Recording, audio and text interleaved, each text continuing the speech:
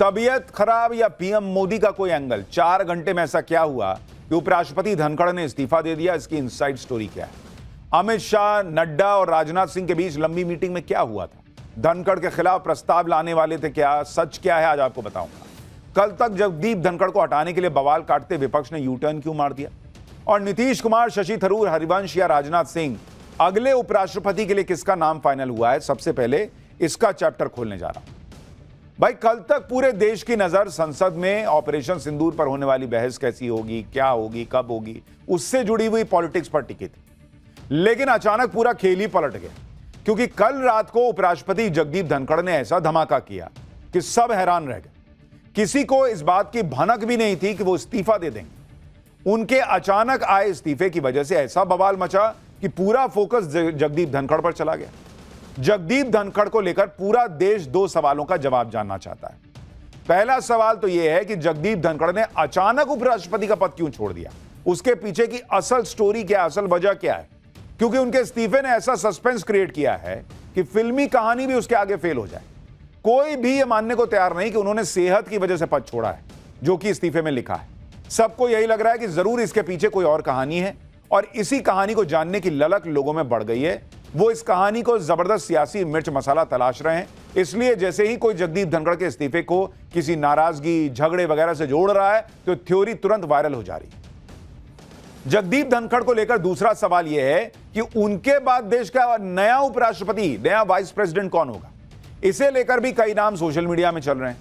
जिसके मन में जो आ रहा है वो नाम बोल दे रहा है। कोई कह रहा नीतीश कुमार बनेंगे, कोई कह रहा राजनाथ सिंह है, कोई कह रहा जेपी नड्डा, कोई कह रहा मनोज सिन्हा हो सकते हैं, कोई कह रहा है, मतलब अलग अलग नाम चल रहे हैं। पाठशाला में आज हम आपको इन दोनों सवालों के जवाब देंगे। जगदीप धनखड़ के इस्तीफे की इनसाइड स्टोरी क्या है, जगदीप धनखड़ के बाद किसके उपराष्ट्रपति बनने की सबसे ज्यादा चांसेस हैं, वो भी आपको फैक्ट्स के साथ बताऊंगा। जो विपक्ष कल तक जगदीप धनखड़ को कुर्सी पर देखना नहीं चाहता था, उन्हें हटाने में लगा हुआ था, वो विपक्ष आज जगदीप धनखड़ के इस्तीफे पर कैसे आंसू बहा रहा है, कैसे संजय राउत से लेकर राकेश टिकैत तक सब कूद गए हैं भाई जगदीप धनखड़ के पक्ष में। विपक्ष ने कैसे पलटी मारी है, आज वो भी आपको दिखाऊंगा। लेकिन पहले आज जो बवाल मचा, जरा उसकी एक झलक देख लीजिए।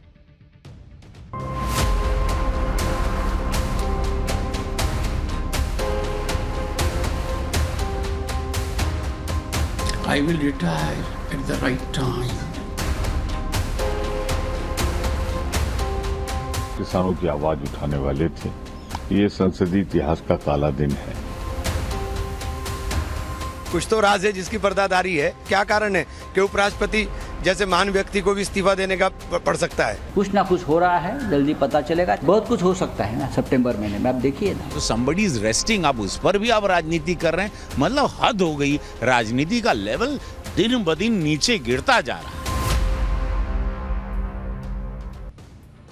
अलग अलग रिएक्शंस हैं, अलग अलग कहानियां हैं, सोशल मीडिया पटा पड़ा है, ये हुआ, वो हुआ, ऐसा हुआ, वैसा हुआ। लेकिन बॉस, कल 4 घंटे में ऐसा क्या हुआ कि उपराष्ट्रपति धनखड़ ने इस्तीफा दे दिया? इसकी इनसाइड स्टोरी आज आपके लिए लेकर आया, क्योंकि जगदीप धनखड़ के इस्तीफे को लेकर हजारों बातें चल रही। जो लोग कल तक धनखड़ को भर भर के कोसते थे, उनकी नकल उतारते थे, मजाक बनाते थे, वही लोग आज धनखड़ के लिए छाती पीट रहे हैं। लेकिन यह सब देखने से पहले आज जो 2 बड़ी चीजें हुई हैं उसके बारे में आपको बता देता हूं। जगदीप धनखड़ के इस्तीफे के बाद आज पहली जो बड़ी बात हुई वो ये कि कल इस्तीफा देने के बाद आज धनखड़ संसद नहीं आए। उनका कोई विदाई समारोह भी नहीं हुआ, उन्होंने कोई विदाई भाषण भी नहीं दिया, और कहा गया कि उनकी तबीयत ठीक नहीं है, इसलिए कोई विदाई समारोह अभी नहीं हो रहा है, कोई विदाई भाषण नहीं हो रहा है। दूसरी बड़ी बात यह हुई कि जैसे ही जगदीप धनखड़ का इस्तीफा राष्ट्रपति ने स्वीकार किया, वैसे ही प्रधानमंत्री नरेंद्र मोदी की इस पर पहली प्रतिक्रिया आ गई। पीएम मोदी ने पूर्व उपराष्ट्रपति जगदीप धनखड़ को लेकर सोशल मीडिया पोस्ट किया और उन्होंने लिखा कि श्री जगदीप धनखड़ जी को भारत के उपराष्ट्रपति समेत कई भूमिकाओं में देश की सेवा करने का अवसर मिला है। मैं उनके उत्तम स्वास्थ्य की कामना करता हूं। यानी जो लोग कह रहे थे कि अरे देखिए कुछ हुआ है, नरेंद्र मोदी ने अभी तक ट्वीट नहीं किया, नरेंद्र मोदी जो हैं वो प्रोटोकॉल के हिसाब से चलते हैं, कायदे से चलते हैं। उन्होंने अभी इस्तीफा भेजा था, नरेंद्र मोदी क्या बोलते भाई? जब राष्ट्रपति ने इस्तीफा स्वीकार किया तब प्रधानमंत्री का रिएक्शन आया। पीएम मोदी के इस ट्वीट के बाद मामला क्लियर हो गया कि जगदीप धनखड़ की अब वापसी तो नहीं होने जा रही। अगर कोई सोच रहा था कि जगदीप धनखड़ को मनाने का खेल चलेगा, वो सब भी नहीं हुआ। लेकिन कल 4 घंटे में ऐसा क्या हुआ कि जगदीप धनखड़ ने कुर्सी छोड़ दी? क्योंकि भाई 4 बजे तक तो वो राज्यसभा में थे, 8 साढ़े 8 जो है 4 साढ़े 4 राज्यसभा में थे, 8 साढ़े 8 में जो है इस्तीफे की बात हुई। तो 4 घंटे में क्या हुआ इसके बारे में आपको डिटेल से बताऊंगा, लेकिन पहले देख लीजिए कि जो विपक्ष जगदीप धनखड़ को न जाने क्या क्या कहता था, वही विपक्ष आज कैसे जगदीप धनखड़ के इस्तीफे पर आंसू बहा रहा है।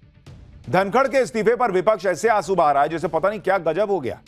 लोगों को ना तो जगदीप धनखड़ के इस्तीफे की असली वजह समझ में आ रही है, ना ही विपक्ष का रिएक्शन समझ में आ रहा है। आप देखिए कि उपराष्ट्रपति रहते हुए जगदीप धनखड़ पर विपक्ष हमलावर था। धनखड़ के खिलाफ विपक्ष महाभियोग प्रस्ताव लाया था बॉस। संसद के बाहर जगदीप धनखड़ की मिमिक्री होती थी। जगदीप धनखड़ को बिना रीढ़ वाला आदमी तक कहा गया था। सदन में विपक्ष को बोलने नहीं देने का आरोप लगता था। सोचिए, जो लोग जगदीप धनखड़ के खिलाफ महाभियोग का प्रस्ताव तक ले आए थे, वही आज आंसू बहा रहे हैं कि बाप रे बाप, जगदीप धनखड़ के साथ ना क्या हो गया। यही विपक्ष कह रहा है कि गजब ही हो गया, धनखड़ जी तो बहुत भले आदमी है, वो इस्तीफा कैसे दे सकते हैं? जरूर इसके पीछे सरकार का दबाव है। उपराष्ट्रपति और राज्यसभा में सभापति रहते हुए धनखड़ पर विपक्ष ने क्या क्या नहीं कहा। धनखड़ को हटाने तक की कोशिश की, लेकिन अब वही विपक्ष धनखड़ को लेकर तारीफ में कसीदे पड़ रहा है। जैसे कांग्रेस सांसद जयराम रमेश ने कहा कि निसंदेह श्री जगदीप धनखड़ को अपने स्वास्थ्य को सर्वोच्च प्राथमिकता देनी चाहिए, लेकिन यह भी स्पष्ट है कि उनके इस बिल्कुल अप्रत्याशित इस्तीफे के पीछे जो दिखाई दे रहा है उससे कहीं अधिक है। श्री जगदीप धनखड़ ने सरकार और विपक्ष दोनों को समान रूप से आड़े हाथों लिया। उन्होंने कल दोपहर 1 बजे बिजनेस एडवाइजरी कमेटी की बैठक बुलाई थी और न्यायपालिका से जुड़े कुछ महत्वपूर्ण घोषणा करने वाले थे। हम उनके अच्छे स्वास्थ्य की कामना करते हैं और उनसे आग्रह करते हैं कि वह अपने निर्णय पर पुनर्विचार करें। ये वो लोग हैं जो जगदीप धनखड़ को हटाने के लिए दिन रात एक किए हुए थे। आज कह रहे हैं कि ना सर, आप इस्तीफा क्या दे रहे हैं, आप इस पर सोचिए। और कह रहे हैं कि हम प्रधानमंत्री से भी अपेक्षा करते हैं कि वे श्री जगदीप धनखड़ को अपना मन बदलने के लिए राजी करें। यह देश हित में होगा, विशेष रूप से कृषक समुदाय के लिए बड़ी राहत होगी। जब जगदीप धनखड़ का ये लोग जो है वो मिमिक्री करके मजाक बनाते थे और राहुल गांधी वीडियो बनाते थे उसका, तब कृषक समाज के बारे में नहीं समझ में आ रहा था। जब जगदीप धनखड़ को हटाने के लिए महाभियोग का प्रस्ताव ले आए थे, तब जगदीप धनखड़ किसान के बेटा हैं, तब नहीं समझ में आ रहा था। आज जगदीप धनखड़ का इस्तीफा हो गया, इनको नरेंद्र मोदी को घेरना है तो वो किसान का बेटा हो गए। कह रहे हैं कि ना उनको रोक लीजिए सर, वो चले गए तो क्या ही हो जाएगा। यही जयराम रमेश आरोप लगाते थे कि जगदीप धनखड़ विपक्षी सांसदों को बोलने नहीं देते। अब कह रहे हैं कि अपने इस्तीफे पर पुनर्विचार कीजिए, मोदी जी इनको रोक लीजिए, ये देश हित में होगा। तो पहले काहे नहीं देश हित का सोच के उनको रहने दिए पद पे, तब काहे हटाना चाहते थे? ये वही कांग्रेस है, वही इंडी गठबंधन है जिसने जगदीप धनखड़ का इस तरह से मजाक बनाया था जो भारत के इतिहास में कभी नहीं हुआ था। साल 2023 के शीतकालीन सत्र में विपक्ष के सांसदों ने संसद भवन के बाहर उपराष्ट्रपति जगदीप धनखड़ का मजाक उड़ाया था। टीएमसी सांसद कल्याण बनर्जी ने जगदीप धनखड़ की मिमिक्री की थी। राहुल गांधी तक वहां पर मौजूद थे और वीडियो बना रहे थे। तब इनको उपराष्ट्रपति की गरिमा, किसान का बेटा, देश हित, ये सब उनकी उम्र कुछ नहीं समझ में आ रहा था क्या? एक बार देखिए कैसे ये लोग मजाक उड़ाते थे जगदीप धनखड़ का, फिर आता हूं इस पर कि असल कहानी क्या है। Mr. Raj, you are a lawyer. I am a lawyer. You are a lawyer. I am a lawyer. You see, Mr. Nariman is not a good lawyer. How many cases you know? I have done in Supreme Court. I have done in Supreme Court. You are a lawyer. I am a lawyer. I get. Must understand. My spine is so straight.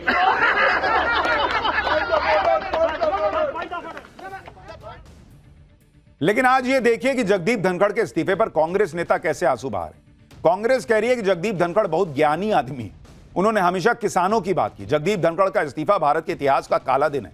सुनिए कांग्रेस के नेताओं को, फिर आपको बताता हूं कि संजय राउत से लेकर और वो किसान नेता राकेश टिकैत तक कूद पड़े हैं भाई जगदीप धनखड़ के लिए। क्या बोल रहे हैं वो दिखाऊंगा, पहले कांग्रेस के नेताओं को सुनिए। चौंकाने वाला है। मैं उनसे आग्रह करूंगा वो पुनर्विचार करें। वो संसदीय ज्ञान के धनी थे और कृषक आंदोलन और किसानों की आवाज उठाने वाले थे। ये संसदीय इतिहास का काला दिन है जब एक उपराष्ट्रपति जी अपना कार्यकाल पूरा नहीं कर पा रहे हैं।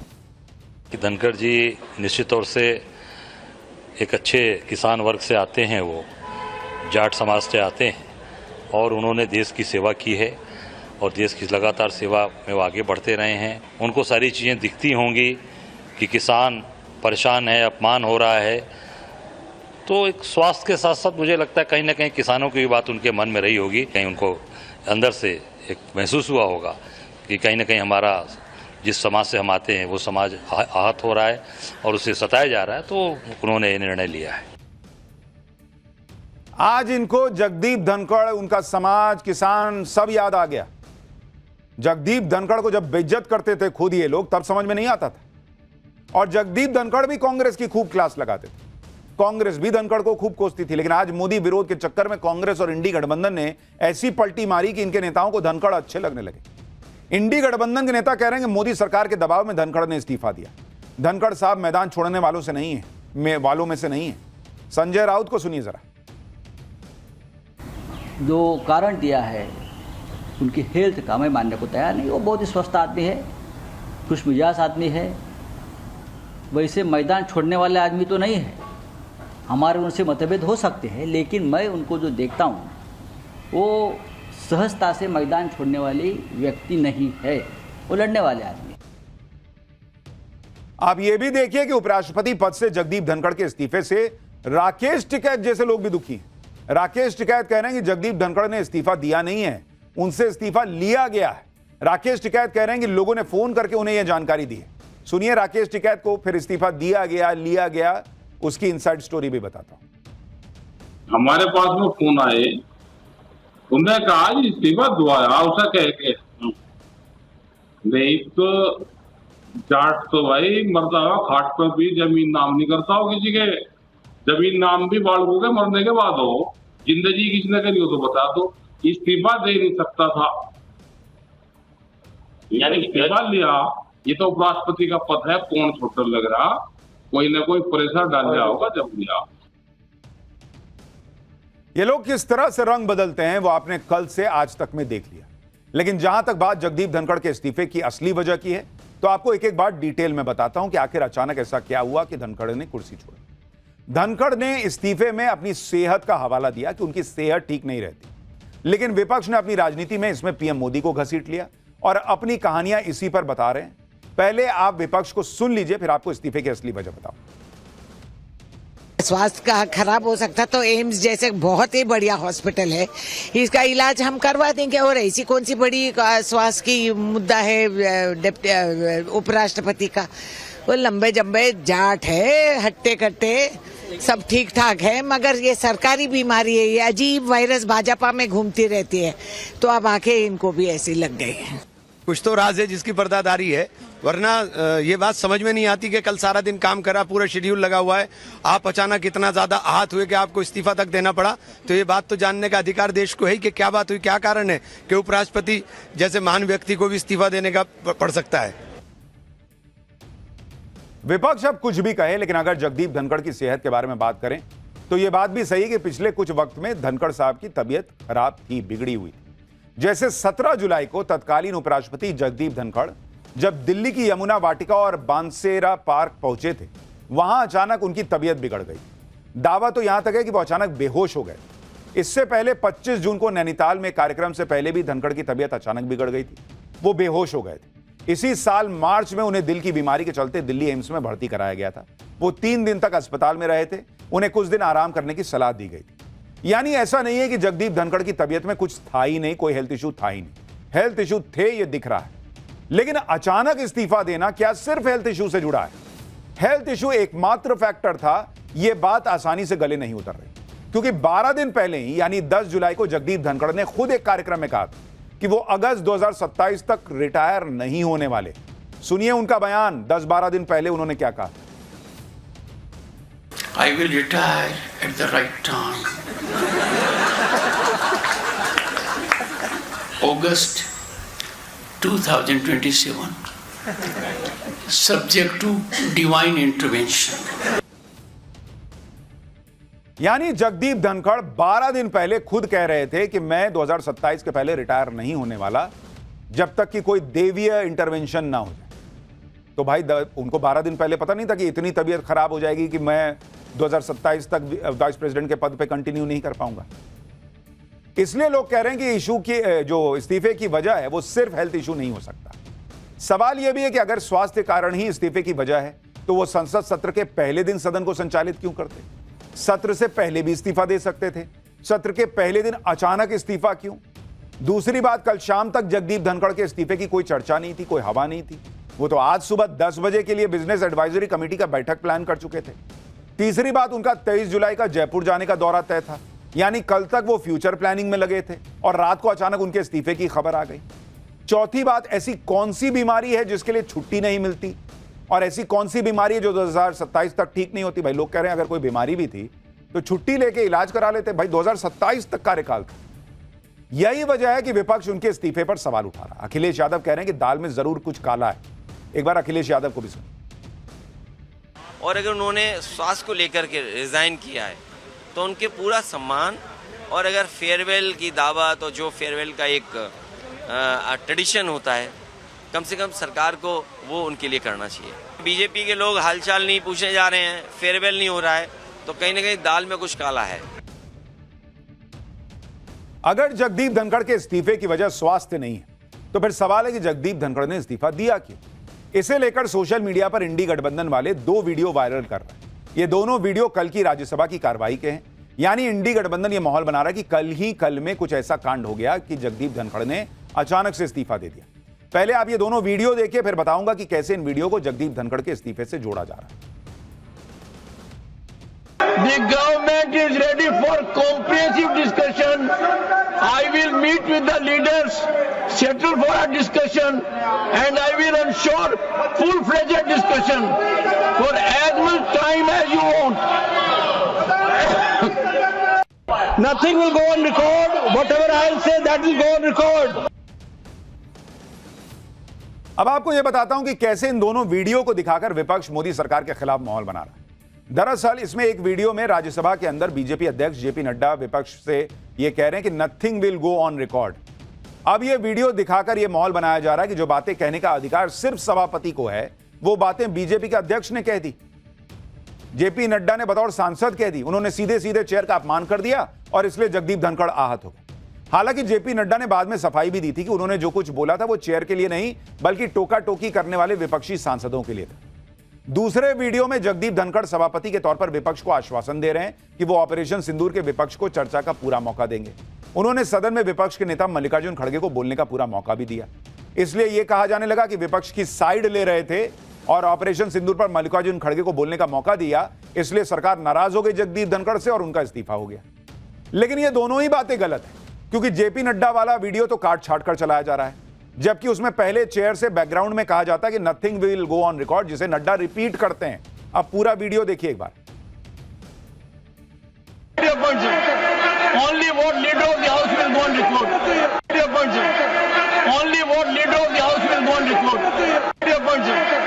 Only what leader of the house will go on record. यानी जेपी नड्डा ने जो बात कही उसके ठीक पहले जगदीप धनखड़ ने कहा था कि भाई लीडर ऑफ द हाउस जो कह रहे हैं सिर्फ वही बात ऑन रिकॉर्ड जाएगी, और वही बात उन्होंने जोर से बोलकर जो है वो विपक्ष को बताई कि देखिए वो भी वही कह रहे हैं। तो काट छाट के वीडियो चलाया जा रहा और कहा जा रहा इसी से वो आहत हो गए, इन्होंने इस्तीफा दे दिया। दूसरी बात, जहां तक खड़गे को बोलने की बात है, बोलने देने की बात है, तो राज्यसभा में टाइम टू टाइम नेता विपक्ष को बोलने का मौका मिलता ही रहा है। जहां तक ऑपरेशन सिंदूर की बात है तो सरकार खुद चर्चा के लिए तैयार है। तो कोई ऑपरेशन सिंदूर पर बोलता है तो इससे सरकार को क्या परेशानी होगी? सरकार खुद कह रही है कि हम 25 घंटे की चर्चा करा लेंगे, तो मल्लिकार्जुन खड़गे थोड़ा बोल ही लिए, तो इसमें ऐसा क्या कांड हो गया भाई? तो दोनों कहानियां तो जो सोशल मीडिया पर तैर रही हैं वो दोनों ही सच नहीं। विपक्ष बार बार यही कह रहा है कि सरकार और जगदीप धनखड़ के बीच किसी मुद्दे पर ऐसी अनबन हुई है कि गुस्से में उन्होंने इस्तीफा दे दिया। अब ऐसी कौन सी बात है जिससे नाराज होकर जगदीप धनखड़ इस्तीफा दे देंगे? इसे लेकर भी 2 तरह की थ्योरीज चल रही। पहली थ्योरी यह है कि उन्होंने बिजनेस एडवाइजरी की मीटिंग बुलाई थी, उसमें सरकार के लोग नहीं पहुंचे, इससे नाराज होकर उन्होंने इस्तीफा दे दिया। एक थ्योरी यह बताई जा रही है।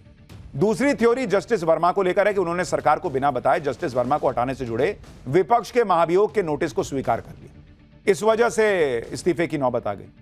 अब पहली थ्योरी के बारे में पहले बात करता हूं। दरअसल सभापति के तौर पर कल जगदीप धनखड़ ने बिजनेस एडवाइजरी कमेटी की बैठक बुलाई थी। यह मीटिंग 4:30 बजे बुलाई गई थी। मीटिंग में पक्ष और विपक्ष के लोगों को शामिल होना था, लेकिन राज्यसभा के leader of house JP Nadda और संसदीय कार्य मंत्री किरण रिजिजू इस मीटिंग में नहीं आ पाए।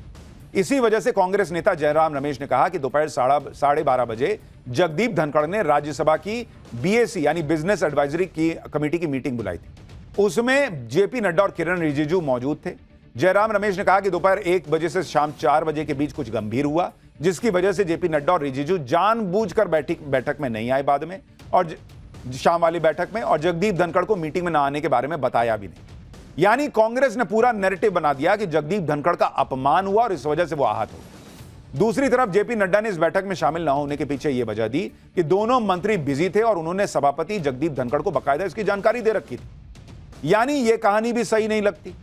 जगदीप धनखड़ के इस्तीफे को लेकर एक ट्रिगर पॉइंट कहा जा रहा है कि जस्टिस वर्मा के खिलाफ महाभियोग से जुड़े नोटिस को ट्रिगर पॉइंट बताया जा रहा है। सूत्रों से मिली जानकारी के मुताबिक धनखड़ चाहते थे कि जस्टिस वर्मा के खिलाफ महाभियोग राज्यसभा में लाया जाए, लेकिन सरकार महाभियोग से जुड़ा नोटिस पहले लोकसभा में लेकर आई। उस नोटिस में राहुल गांधी, प्रियंका वाड्रा के भी सिग्नेचर थे। वहीं दूसरी तरफ जगदीप धनखड़ ने चेयर से यह ऐलान कर दिया कि जस्टिस वर्मा के महाभियोग के लिए उन्हें विपक्ष के नेताओं की सिग्नेचर की कॉपी राज्यसभा में मिली है, जिसमें पर्याप्त संख्या में सिग्नेचर है। राज्यसभा में जगदीप धनखड़ ने यह ऐलान करके सरकार को भी चौंका दिया।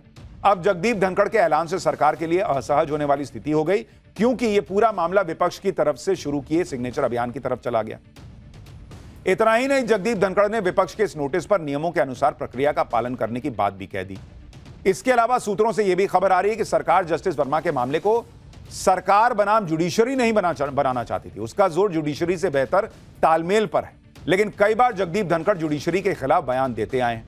ऐसे में अगर जगदीप धनखड़ की अध्यक्षता में राज्यसभा में जस्टिस वर्मा के खिलाफ महाभियोग चलाया जाता तो शायद जुडिशरी में सही मैसेज भी नहीं जाता। यानी ये जो महाभियोग का प्रस्ताव राज्यसभा में आया, उसको एक ट्रिगर पॉइंट के तौर पर भी बताया जा रहा है। इस पूरे घटनाक्रम का निचोड़ यह निकलता है कि सरकार चाहती थी कि राज्यसभा लोकसभा में बेहतर तालमेल हो, जिससे संसद का कामकाज बेहतर। अगर राज्यसभा में कुछ और होगा, लोकसभा में कुछ और होगा और तालमेल नहीं बन पाएगा, तो फिर संसद के कामकाज पर भी असर पड़ेगा। जगदीप धनखड़ धाकड़ नेता रहे, लेकिन इसमें कई बार वो सरकार को भी असहज स्थिति में डाल देते हैं, जैसा कि कल इस महाभियोग प्रस्ताव को लेकर कहा जा रहा है कि सरकार असहज स्थिति में आ गई। इतना ही नहीं, एक बार अपने ही सरकार के कृषि मंत्री को मंच पर ही वो सुनाने लग गए थे। एक पुराना वीडियो भी देख के फिर आगे की बात बताता हूं। कृषि मंत्री जी, एक एक पल आपका भारी है। मेरे आपसे आग्रह है और भारत के संविधान के तहत दूसरे पद पर विराजमान व्यक्ति आपसे अनुरोध कर रहा है कि कृपया करके मुझे बताइए, क्या किसान से वादा किया गया था और वादा किया गया वादा क्यों नहीं निभाया गया, और वादा निभाने के लिए हम क्या कर रहे हैं। गत वर्ष भी आंदोलन था, इस वर्ष भी आंदोलन है, काल चक्कर घूम रहा है, हम कुछ कर नहीं रहे हैं। यह दिसंबर 2024 का बयान है और यह बयान अभी ध्यान में रखिएगा, क्योंकि आगे जब मैं आपको बताऊंगा जो कहा जा रहा है कि नरेंद्र मोदी सरकार ने इस्तीफा ले लिया जगदीप धनखड़ का, यह बयान आपको तब याद रखना जरूरी हो। लेकिन आप देखिए कि ये वो सरकार है जो भाई रिकॉर्ड एमएसपी पे खरीद हो रही है। इसके आंकड़े हम आपको पाठशाला में बता चुके हैं। रिकॉर्ड जो है वो किसान सम्मान निधि का ट्रांसफर अकाउंट में हो रहा है। एमएसपी ऑलमोस्ट बढ़ते बढ़ते डबल के करीब पहुंच गई है पिछले कुछ सालों में।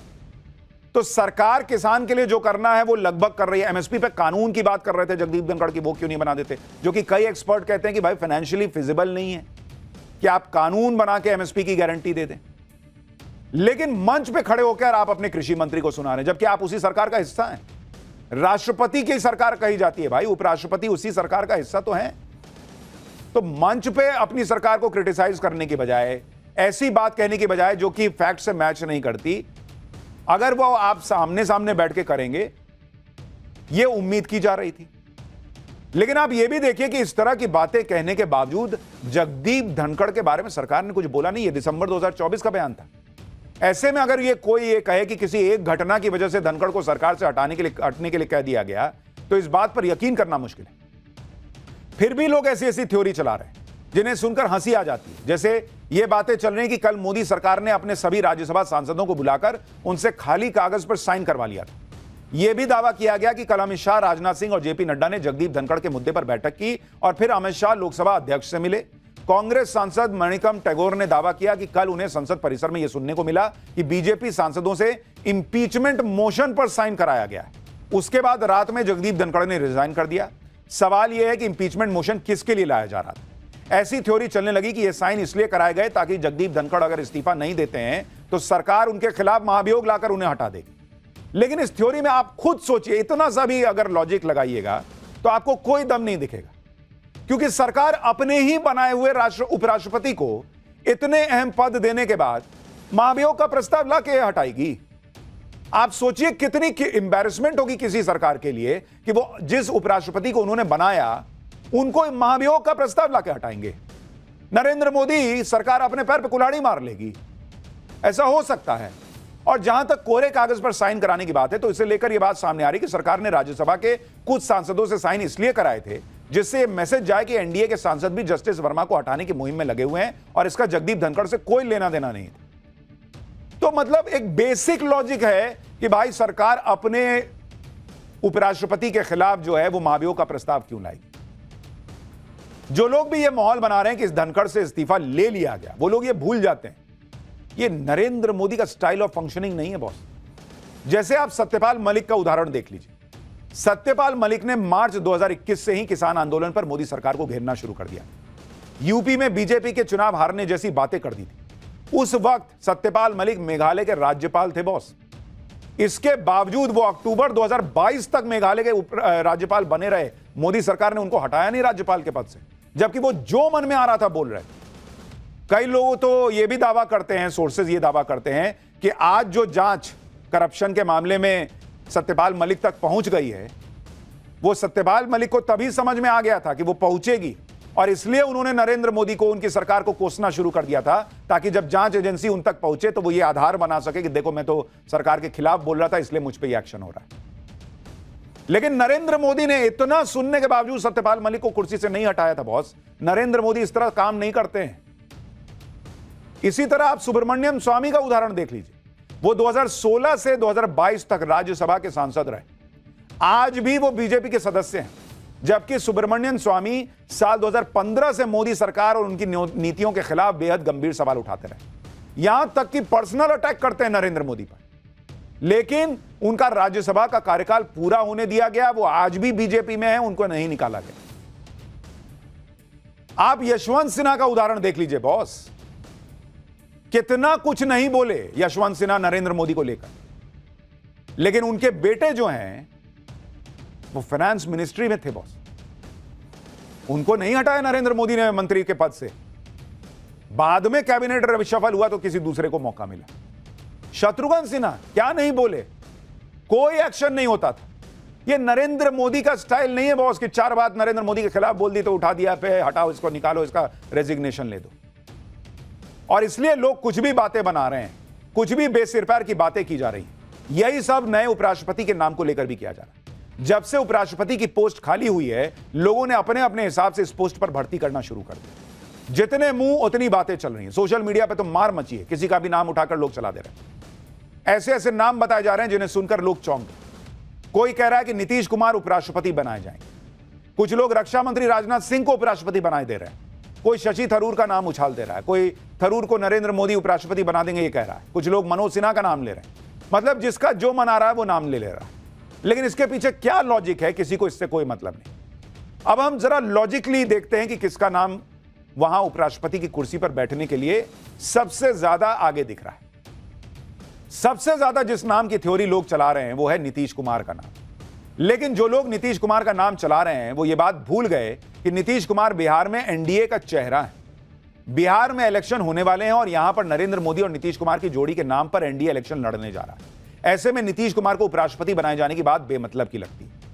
दूसरी बात, नीतीश कुमार की खुद की सेहत के बारे में खूब राजनीति होती रही है। नीतीश कुमार ने पिछले कुछ अरसे में जिस तरह से सार्वजनिक मंचों पर अजीब अजीब हरकतें की हैं, उस पर विपक्ष ने नीतीश कुमार की सेहत को लेकर खूब बातें बनाई हैं। ऐसे में जब जगदीप धनखड़ जैसे नेता ने सेहत का हवाला देकर उपराष्ट्रपति की कुर्सी छोड़ दी, तो नीतीश कुमार को अगर उनकी जगह उपराष्ट्रपति बनाया जाएगा तो इस पर बवाल ही ना होगा बॉस। दूसरा कि नीतीश कुमार मंच पे आते हैं तो लोग, इनके सहयोगियों का कलेजा धक धक करता है कि आज क्या करेंगे। वहां अगर उपराष्ट्रपति बनेंगे और संसद की कार्रवाई चलेगी और उसमें वो चेयर की कुर्सी पर बैठेंगे और कुछ इधर से उधर हुआ, सोचिए क्या होगा। तो ये कैसे संभव है कि नीतीश कुमार को बनाया जा रहा होगा उपराष्ट्रपति? और ऑलरेडी कहा जा रहा है कि भाई एकदम से इस्तीफा हुआ है, तो एकदम से इस्तीफा हुआ तो नीतीश कुमार से डील कब हो गई कि काम कीजिए, आप सीएम पद से हटिए, आपको उपराष्ट्रपति बना देते हैं। मतलब 4:30 बजे 6 बजे फोन गया होगा कि नीतीश जी आप उपराष्ट्रपति बनिएगा। हाँ सर, हम इसी का तो वेट कर रहे हैं। ऐसा हो गया। पता नहीं कैसे कैसे लोग नाम चला देते हैं कि नीतीश कुमार उपराष्ट्रपति बन रहे हैं। बिहार में तो विपक्ष इसी बात पर नीतीश कुमार को घेर भी रहा है कि जब धनखड़ सेहत का हवाला देकर इस्तीफा दे सकते हैं तो यही काम चुनाव के बाद नीतीश कुमार के साथ होगा। सुनिए तेजस्वी यादव। अब दिया गया है कि लिया गया है, ये सवाल खड़ा होता है। अगर अचानक से स्वास्थ्य बिगड़ा है तो उसी समय इस्तीफा देने की तो बात हो नहीं सकती है। और पहले भी आप देखिएगा कि अगर स्वास्थ्य ठीक नहीं था तो सत्र पहले चालू होने से पहले भी वो दे सकते थे इस्तीफा। अगर धनखड़ जी इस्तीफा दे सकते हैं तो लोग अब ये सवाल खड़ा कर रहे हैं, तो बीजेपी जो है आखिर क्या मजबूरी है कि नीतीश कुमार जी को भी अगला मुख्यमंत्री का चेहरा जो है चुनाव तक ही, नेतृत्व तक ही बनाएंगे। हमको लगता है कि जो धनखड़ जी के साथ हुआ वो बिहार चुनाव के बाद जो है माननीय मुख्यमंत्री नीतीश कुमार जी के साथ भी वही काम जो है होगा। भाई विपक्ष को तो मौका मिला है, अपनी अपनी खिचड़ी सब पका रहे हैं। उपराष्ट्रपति के नाम पर एक मसालेदार थ्योरी और बेची जा रही है। वो थ्योरी है राजनाथ सिंह के नाम। सोशल मीडिया पर कुछ लोग उपराष्ट्रपति पद के लिए राजनाथ सिंह के नाम को आगे बढ़ा रहे हैं, लेकिन इसमें भी कोई लॉजिक फिलहाल नहीं दिख रहा। राजनाथ सिंह सफल रक्षा मंत्री हैं। राजनाथ सिंह के रक्षा मंत्री रहते हुए पाकिस्तान के खिलाफ ऑपरेशन सिंदूर हुआ। ऐसे में पीएम मोदी राजनाथ सिंह को हटाकर उपराष्ट्रपति क्यों बनाएंगे भाई? इसके अलावा राजनाथ सिंह बीजेपी के वरिष्ठ नेता हैं, कई मौकों पर सरकार के लिए संकट मोचक की भूमिका निभा चुके हैं। तो इस बात में भी दम नहीं दिखता कि एक ऑलराउंडर नेता को पीएम मोदी कैबिनेट से हटाकर उपराष्ट्रपति बना देंगे। इसी तरह से कई लोग मनोज सिन्हा का नाम ले रहे हैं। मनोज सिन्हा जम्मू कश्मीर के एलजी हैं, वहां पर अपना काम कर रहे हैं। ऐसे में पीएम मोदी मनोज सिन्हा को दिल्ली क्यों लेकर आएंगे? मनोज सिन्हा के नाम पर विपक्ष बवाल भी काट रहा है, क्योंकि मनोज सिन्हा ने पहलगाम आतंकी हमले में सुरक्षा में चूक की बात मानी थी। बीजेपी ऐसे नेता को उपराष्ट्रपति क्यों बनाएगी जिससे विपक्ष को हंगामा और बवाल करने का और मौका मिले? इसलिए उनके नाम को लेकर भी लगता नहीं कि वो नाम होगा। कई लोग तो और ही गजब कर रहे हैं, शशि थरूर का नाम चला रहे हैं, क्योंकि शशि थरूर ही ऑपरेशन सिंदूर के बाद खूब चर्चा में रहे। पीएम मोदी की डिप्लोमेसी में शशि थरूर बहुत काम आए। थरूर ऑपरेशन सिंदूर पर लगातार सरकार का पक्ष ले रहे हैं, इसी वजह से कुछ लोग शशि थरूर का नाम ले रहे हैं। लेकिन यह बात भी समझनी होगी कि शशि थरूर फिलहाल कांग्रेस के सांसद हैं। दूसरी बात यह है कि शशि थरूर विदेश नीति के एक्सपर्ट हैं। संसद को मैनेज करना, राज्यसभा संभालना, यह सब हर कोई नहीं कर सकता। शशि थरूर की अपनी एक्सपर्टीज है, लेकिन सदन को मैनेज करने का अनुभव उनके पास नहीं है। और शशि थरूर की जो अपनी एक्सपर्टीज है विदेश नीति को लेकर, एक अच्छे वक्ता के तौर पर नरेंद्र मोदी उसको ना इस्तेमाल करेंगे बॉस, कि उनको उपराष्ट्रपति बना देंगे। आप खुद सोचिए, जो नरेंद्र मोदी अपनी टीम में एस जयशंकर को लेके आए, एक डिप्लोमेट को लेके आए ताकि एक अच्छा विदेश मंत्री मिल सके, वो इस बात पे फोकस करते हैं कि मेरी टीम में कितना काबिल आदमी है, किस तरह से जो है मैं उसका इस्तेमाल कहां कर सकता हूं। वो शशि थरूर को, उनके बोलने की क्षमता को, दुनिया में जाकर भारत का पक्ष रखने की क्षमता को इस्तेमाल नहीं करना चाहेंगे, क्योंकि बतौर उपराष्ट्रपति उनकी जिम्मेदारियां सीमित हो जाएंगी। लेकिन इन नेताओं के अलावा कुछ ऐसे भी नेता हैं जो उपराष्ट्रपति पद के सीरियस कंटेंडर माने जा रहे हैं, जैसे राज्यसभा के उपसभापति हरिवंश नारायण सिंह, जिन्होंने आज ही राष्ट्रपति द्रौपदी मुर्मू से मुलाकात भी की है। राष्ट्रपति से मुलाकात के बाद हरिवंश नारायण सिंह की मुलाकात के बाद चर्चाएं तेज हो गई। वो अगले उपराष्ट्रपति होंगे ऐसा कहा जाने लगा। हालांकि यह बात भी समझनी होगी कि राष्ट्रपति से मुलाकात एक शिष्टाचार भेंट थी। हरिवंश नारायण सिंह राज्यसभा के उपसभापति हैं और धनखड़ के इस्तीफे के बाद वो राज्यसभा चला रहे हैं, और जब तक नए उपराष्ट्रपति का चुनाव नहीं हो जाता तब तक हरिवंश जी कार्यवाहक के तौर पर बने रहें। यह भी हो सकता है कि जब चुनाव हो तो कोई नया नाम आ जाए, लेकिन हरिवंश जी का नाम एक बड़े कंटेंडर के तौर पर देखा जा रहा है, क्योंकि हरिवंश जी बिहार से भी आते हैं, जेडीयू से हैं, तो भाई एक अपने सहयोगी के नेता को आप उपराष्ट्रपति बना रहे हैं, यह भी मैसेज चला जाएगा। दूसरा, कास्ट इक्वेशन के हिसाब से भी वो ठीक बैठते हैं, और एक और बड़ी चीज कि उनकी एक्सेप्टेबिलिटी हर दल में, जैसे जगदीप धनखड़ को लेकर बवाल मचा रहता था, हरिवंश जी की सबसे दोस्ती है, वैसा वाला हिसाब। तो इसलिए उनका नाम फ्रंट रनर के तौर पर देखा जा रहा है। लेकिन आपको यह भी बता देता हूं कि उपराष्ट्रपति का चुनाव होगा कैसे। उपराष्ट्रपति के चुनाव में लोकसभा और राज्यसभा के सदस्य हिस्सा लेते हैं। लोकसभा और राज्यसभा के सांसदों के वोटों से ही उपराष्ट्रपति का चुनाव होता है। तो जो प्रक्रिया है उपराष्ट्रपति के चुनाव को लेकर वो भी आपको समझनी चाहिए, क्योंकि ये राष्ट्रपति के चुनाव से अलग होती है। तो जो उपराष्ट्रपति का चुनाव होता है वो कैसे होता है बॉस, अगर आप उसको देखेंगे, उसमें लोकसभा और राज्यसभा दोनों की सीटों को जोड़ा जाता है। तो लोकसभा में कितने सदस्य हैं? लोकसभा में 543, और अगर एक सीट खाली है तो अभी कितना हो गया मौजूदा? 542। ठीक है, ये लोकसभा का हो गया। राज्यसभा में कुल सीट कितनी है? राज्यसभा में 245 सीट होती है। मौजूदा में कितनी है? 5 वहां खाली है, तो 240 है। तो अगर आप इन दोनों को जोड़ दीजिएगा, 542 और 240 को, इन दोनों को अगर आप जोड़ देंगे तो 782 का आंकड़ा बनता है। इतने वोट है। तो इसलिए बहुमत का आंकड़ा कितना होगा, इसको आपको 2 से डिवाइड करना है, +1 करना है। तो ये आंकड़ा बैठेगा, जिसको भी उपराष्ट्रपति बनना है 391 वोट चाहिए हो। 391 + 1 यानी कि 392। ठीक है, तो जिसको भी 392 वोट मिल जाएंगे वो उपराष्ट्रपति बन जाएगा। लेकिन इसमें एक कहानी और है। इसमें कहानी यह है कि इसमें वोट ऐसे नहीं पड़ता कि आपने किसी का एक नाम लिया और डाल दिया। इसमें आपको प्रेफरेंस देना पड़ता है कि पहला, मान लीजिए 10 लोग खड़े, तो आपने पहला प्रेफरेंस लिखा कि मेरे हिसाब से नंबर 1 पे मेरी पसंद ये है, नंबर 2 पे ये है, नंबर 3 पे ये है, नंबर 4 पर ये। तो अगर मान लीजिए किसी को भी ये 392 नहीं मिल रहा है, मान लीजिए 392 नहीं मिल रहा है, तो फिर क्या होगा कि जो सबसे कम वाला होगा उसके हटा दिया जाएगा नाम, और उसमें जो नंबर 2, नंबर 3, नंबर 4 पे होंगे वो नंबर जोड़ दिया जाएगा सबके नाम के आगे। लास्ट में जिसको 392 मिल गया वो उपराष्ट्रपति बन जाएगा। अब ऐसे में एनडीए के पास नंबर गेम क्या है बॉस, आपको यह भी बताता हूं। क्या उनके पास नंबर है अपना उपराष्ट्रपति बनाने का? लोकसभा में एनडीए के पास कितने हैं? 293 लोकसभा में। राज्यसभा में कितने हैं बॉस? 129 है। अगर आप इन दोनों को जोड़ दीजिएगा तो आंकड़ा बनता है 422 का, जो कि बहुमत के लिए जो 392 चाहिए उससे +30, 30 ज्यादा है। यानी एनडीए के पास अपना नंबर है अपना उपराष्ट्रपति बनाने का। उपराष्ट्रपति का चुनाव लड़ने वाले नेता के लिए कम से कम 20 सांसद प्रपोजर होने चाहिए और 20 सांसद ही सेकंड प्रपोजर भी होने चाहिए। यानी अब पूरा मामला जो है वो इस पर आकर बैठ गया है कि अगला उपराष्ट्रपति कौन होगा। देखिए कौन होगा, लेकिन जितनी कहानियां चल रही थी उसके बारे में आपको मैंने बता दिया कि भाई ये सब चल रहा है और ये हुआ है। फिलहाल पाठशाला में अगली क्लास 31 महीने बाद बृजभूषण शरण सिंह से मिले सीएम योगी। यूपी की पॉलिटिक्स में क्या भूचाल आने वाला है? पहले दोनों डिप्टी सीएम दिल्ली आए, फिर योगी मिले शाह से। यूपी को लेकर क्या चल रहा है अब उसके बारे में आपको बताता हूं। लखनऊ से मुख्यमंत्री आवास पर हुई एक हाई प्रोफाइल मुलाकात में यूपी से दिल्ली तक सियासी अटकलों का बाजार गर्म कर दिया। बीजेपी नेता और यूपी के कैसरगंज से पूर्व सांसद बृजभूषण शरण सिंह अचानक मुख्यमंत्री योगी आदित्यनाथ से मिलने पहुंच गए। दोनों के बीच हुई छोटी सी मुलाकात यूपी की बड़ी सियासी घटना बन गई, क्योंकि बृजभूषण शरण सिंह 31 महीने के बाद सीएम योगी से मिले हैं, यानी करीब करीब 2.5 साल से ज्यादा वक्त के बाद। यह मुलाकात ऐसे वक्त में हुई है जब सीएम योगी कुछ दिनों पहले ही दिल्ली में पीएम मोदी, अमित शाह और जेपी नड्डा से मिलकर लौटे हैं। और सीएम योगी से पहले यूपी के दोनों डिप्टी सीएम केशव प्रसाद मौर्य और ब्रजेश पाठक भी दिल्ली में अमित शाह और जेपी नड्डा से मिलकर गए। ऐसे में विपक्ष इन मुलाकातों पर बहुत सारी बातें कर रहा है। कहा जा रहा है कि दिल्ली में ऐसा क्या हुआ कि सीएम योगी के दरवाजे बृजभूषण शरण सिंह के लिए खुल गए। भाई, जिस बृजभूषण शरण सिंह से योगी 31 महीने से नहीं मिले, अचानक उनसे क्यों मिल लिए?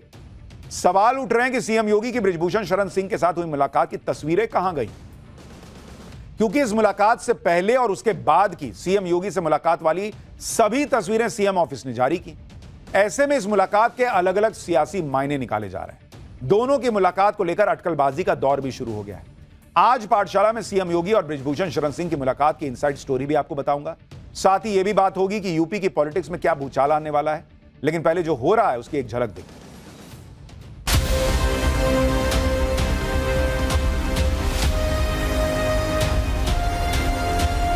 आप कह सकते हो कि परिवार के 2 लोग काफी दिनों बाद अपना अपना शिकवा, अपना अपना गम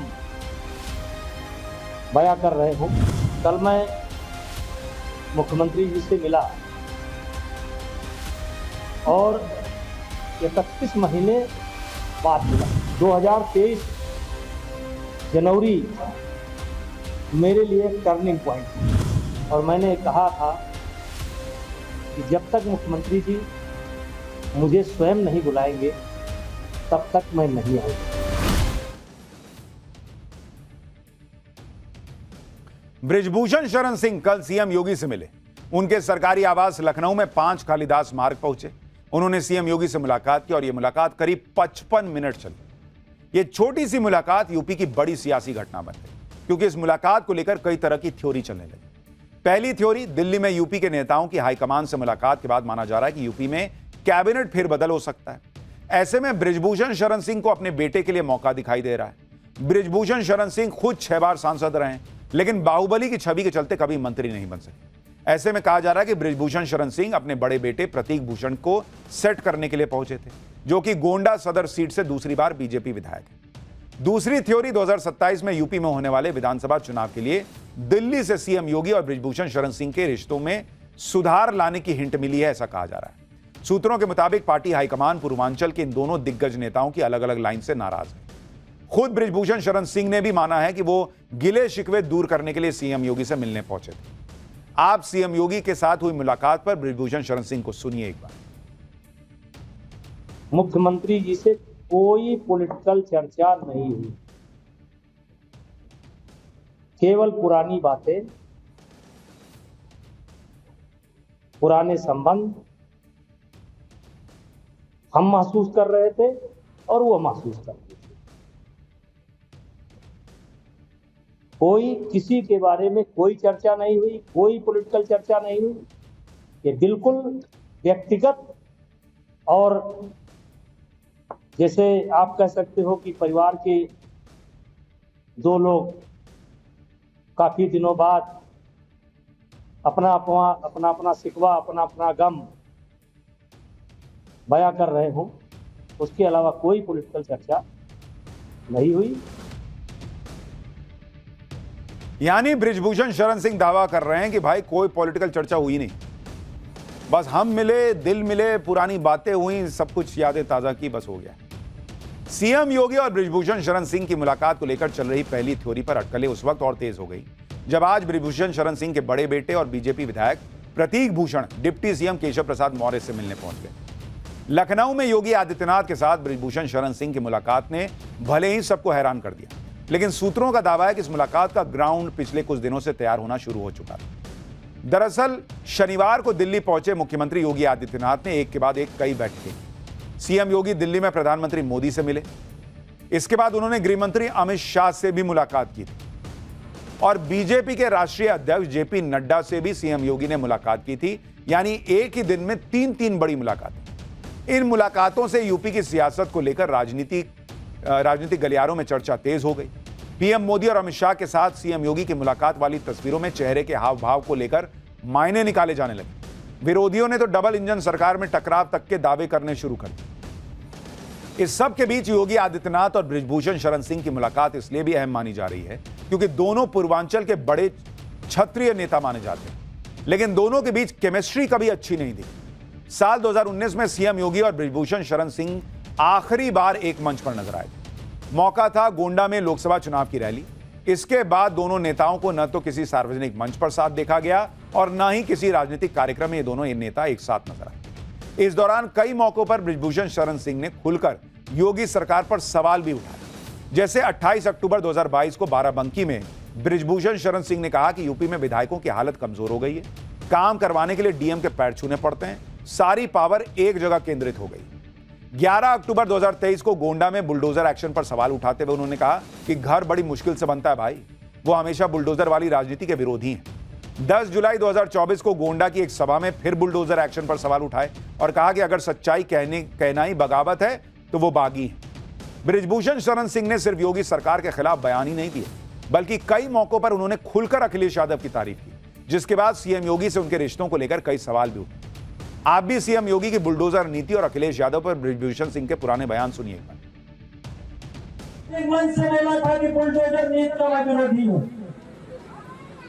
याद होगा गोरखपुर का एक प्रकरण था, मुझसे पूछा गया था, हमने कहा बुलडोजर नीति का मैं विरोधी हूँ। घर बड़े मुश्किल से मिलता। मेरे भाइयों, ब्रजभूषण सिंह ये ऐसा व्यक्ति है जो आपके दुख और दर्द को समझता है, और इसीलिए मैंने कहा था घर बड़ी मुश्किल से बनता है। उसकी नाराजगी भी मैं झेल रहा हूं, लेकिन कोई बात नहीं। अखिलेश यादव धार्मिक व्यक्ति है, अखिलेश धार्मिक व्यक्ति है, हनुमान जी की प्रशंसा करते थे। और अभी अखिलेश यादव ने एक बहुत बढ़िया मंदिर भी बनाया है, और अखिलेश यादव श्री कृष्ण के वंशज हैं, तो धर्म का विरोध कैसे कर सकते हैं? ये जो अखिलेश यादव की तारीफ वाला बयान सुन रहे थे, ये तो 1 जुलाई का है, अभी का, और इसलिए कहा जा रहा है कि यूपी की सियासत में बहुत हलचल है, अंदर ही अंदर बहुत कुछ चल रहा है, और योगी आदित्यनाथ, ब्रजभूषण सिंह का एक दूसरे के साथ मिलना, रिश्ते सुधारने का प्रयास करना, इसके बहुत सियासी मायने निकाले जा रहे हैं, जो आने वाले वक्त में मुझे लगता है क्लियर है। लेकिन पाठशाला में अब अगला चैप्टर, जिसमें आपको बताऊंगा ना चोटी कटवा ना भेड़िए, यूपी में हवा में उड़ता वो कौन सा खौफ है जो लोगों को सोने नहीं दे रहा। लोगों की नींद उड़ी पुलिस एक्शन में, यूपी में रहस्यमयी ड्रोन के पीछे का पूरा सच क्या है। उत्तर प्रदेश के कई इलाकों में इस वक्त दहशत का माहौल है। शाम होते ही गांव बस्तियों के लोग लाठी डंडे लेकर सड़क पर पहरा देने उतर जाते हैं। जिस तरह कुछ साल पहले यूपी में चोटी कटवा और मुनोचवा की दहशत ने लोगों को का सुकून छीन लिया था और आदमखोर भेड़ियों ने लोगों की नींद उड़ा दी थी, अब यूपी के गांव में एक बार फिर वैसा ही खौफ छाया हुआ है जो लोगों को सोने नहीं दे रहा। लेकिन ना तो इस बार कोई चोटी कटवा है, ना मुंह नोचवा है, ना कोई भेड़िया है। इस बार खौफ की बजाय हवा में उड़ते रहस्यमयी ड्रोन्स जो मुरादाबाद, अमरोहा, रामपुर, बिजनौर, संभल, बरेली जैसे जिलों में हर रात ड्रोन दिख जा रहे हैं। ये ड्रोन्स कहां से आते हैं, कहां गायब हो जाते हैं, किसी को पता ही नहीं चल रहा। 1000 से ज्यादा गांव में रहस्यमयी ड्रोन्स दिखाई देने की सूचना पुलिस को मिल चुकी है। पश्चिमी यूपी के ग्रामीण इलाकों में इन रहस्यमयी ड्रोन्स की इतनी जबरदस्त दहशत फैली हुई है कि पूरी रात लोग टोलियां बनाकर पहरेदारी कर रहे हैं ड्रोन्स के चक्कर में।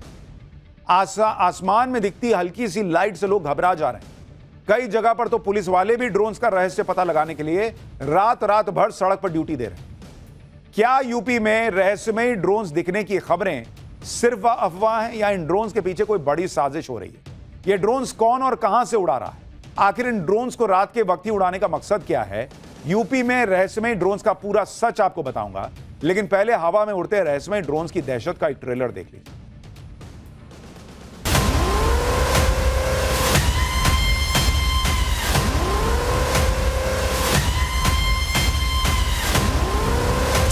अरे तो रुक गया रुक।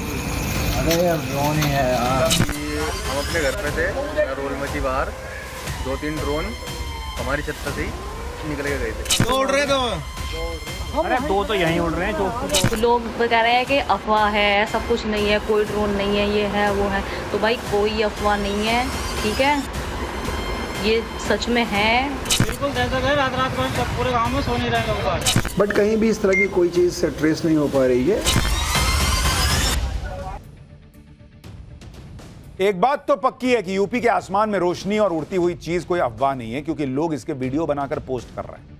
आप मुरादाबाद का वीडियो देखिए, इसमें आसमान में रहस्यमयी चीज उड़ रही है जिसमें से लाइट भी चमक रही है। लाल और पीले रंग की 3 लाइटें लगातार चमक रही हैं और लाल रंग की एक लाइट ब्लिंक कर रही है। साफ समझ में आ रहा है कि जो लोग दावा कर रहे हैं कि ये कोई ड्रोन है। लोग कह रहे हैं कि मुरादाबाद के आसमान में रोज रात को ऐसे ही ड्रोन्स नजर आते हैं। आप एक वीडियो और देखिए जिसमें मुरादाबाद के लोगों ने रहस्यमयी ड्रोन को कैमरे में रिकॉर्ड कर लिया। एक बार देखिए जरा, लोग खुद कह रहे हैं। ड्रोन आगे, ड्रोन आ गया। अरे तो रुक। अरे यार ड्रोन ही है यार। अरे क्या वो ड्रोन है, क्या सही दिख रहा है? बिल्कुल साफ दिखाई दे रहा है कैमरे में। यानी लोग अपने दावे को लेकर फुल कॉन्फिडेंस में कि अरे भैया ये ड्रोन ही है। लोग कह रहे हैं कि 3 दिनों से रात के 9 बजे से 3 बजे तक गांव में ड्रोन उड़ते हैं। रहस्यमयी ड्रोन की दहशत से लोग रात भर लाठी लेकर पहरा दे रहे हैं। लोग ड्रोन दिखते ही पुलिस को सूचना देते हैं, पुलिस भी आकर जांच पड़ताल करती है, लेकिन ड्रोन्स के बारे में कुछ पता नहीं लग पाया। आप सुनिए, मुरादाबाद के एसपी सिटी भी कह रहे हैं कि पुलिस भी आसमान में ड्रोन जैसी दिखती रहस्यमयी चीज को ट्रेस नहीं कर पा रही। कुछ दिनों से ग्रामीण क्षेत्रों के बहुत सारे गांवों से शिकायत आती है और आ ही रही है, कल भी हुई थी ये बात। उनका ये कहना है कि रात्रि लगभग 8, साढ़े 8 के आसपास, 9 बजे के आसपास आकाश में कुछ ड्रोन की जैसी स्थिति, में ड्रोन टाइप का कोई चीज़ मूव करता है, मूवमेंट भी उसका होता है, उसमें कुछ ब्राइट टाइप की चीज़ें भी दिखती है। और इन सब लोगों का ये मानना है, उसको सब रिकॉर्ड करके अपने मोबाइल्स में भी रखते हैं। और ये लगभग हर रात में डिफरेंट एरियाज़ में, हमारे इस जनपद के ग्रामीण क्षेत्र के डिफरेंट एरियाज़ में ये चीज़ को देखने को इन लोगों को मिल रहा है, गाँव वालों को। पश्चिम उत्तर प्रदेश के ग्रामीण इलाकों में रहस्यमयी ड्रोन्स पिछली 15 रातों से दिखाई देने का दावा है। इन रहस्यमयी ड्रोन्स के दिखने का एक सेट पैटर्न भी बताया जा रहा है। कहा जा रहा है कि रात में 9 बजे से 3 बजे के बीच दिखते हैं। ड्रोन से लगातार लाल पीली रोशनी निकलती है। ड्रोन्स कुछ देर दिखने के बाद गायब हो जाते हैं, फिर थोड़ी देर बाद दोबारा दिखाई देते हैं। एक रात में कई बार ड्रोन्स दिखाई देते हैं। ये ड्रोन सिर्फ ग्रामीण इलाकों में ही दिखाई देते हैं। इन ड्रोन से पूरे पश्चिमी उत्तर प्रदेश के ग्रामीण इलाकों में खौफ पसर गया। क्या बच्चे, क्या बुजुर्ग, हर कोई रात होते ही लाठी डंडे लेकर अपने गांव की सुरक्षा के लिए घर से बाहर निकल आता है। हापुड़ का वीडियो देखिए आप। रात में पहरेदारी कर रहे लोगों को जैसे ही आसमान में रहस्यमयी ड्रोन दिखा तो उन्होंने इसका वीडियो बना लिया। रहस्यमयी ड्रोन्स को लेकर ग्रामीण इलाकों में तरह तरह की बातें हैं। कुछ लोग तो इन्हें तांत्रिक गतिविधियों तक से जोड़ दे रहे हैं, लेकिन ज्यादातर लोग इसे चोरों का हाईटेक हथियार बता रहे हैं। लेकिन यूपी पुलिस दावा कर रही है कि इन ड्रोन्स के जरिए चोरी के लिए रेकी जैसी बातें महज अफवाह है। अमरोहा पुलिस ने इन रहस्यमयी ड्रोन्स की जांच के आधार पर दावा किया है कि कुछ शरारती तत्व अफवाहों को हवा देने के लिए ड्रोन उड़ा रहे हैं। कई यूट्यूबर्स रात के वक्त कांवड़ यात्रा शूट करने के लिए ड्रोन उड़ा रहे हैं। ऊंचाई पर उड़ते हवाई जहाज की लाइट को भी कई बार ड्रोन मान लिया जाता है। कुछ लोग जानबूझकर भी गलत खबर फैला रहे हैं कि उन्होंने ड्रोन देखा है। पुलिस का दावा है कि अभी तक ऐसा कोई मामला सामने नहीं आया है जिसमें अपराधियों ने ड्रोन का इस्तेमाल किया। यूपी पुलिस कह रही है कि आसमान में उड़ते ड्रोन्स को देखकर घबराने की कोई जरूरत नहीं है, लेकिन लोग सवाल उठा रहे हैं कि आसमान में इतनी बड़ी संख्या में ड्रोन्स का उड़ना क्या कोई सामान्य बात है क्या? इसमें किसी साजिश से इनकार नहीं किया जा सकता। यही वजह है लोग दहशत में हैं और रात भर जागकर पहरा दे रहे हैं। हालांकि पुलिस भी अपना काम कर रही है और लोग जो हैं वो भी सचेत हैं। लेकिन ये ड्रोन्स भैया अलग ही कहानी।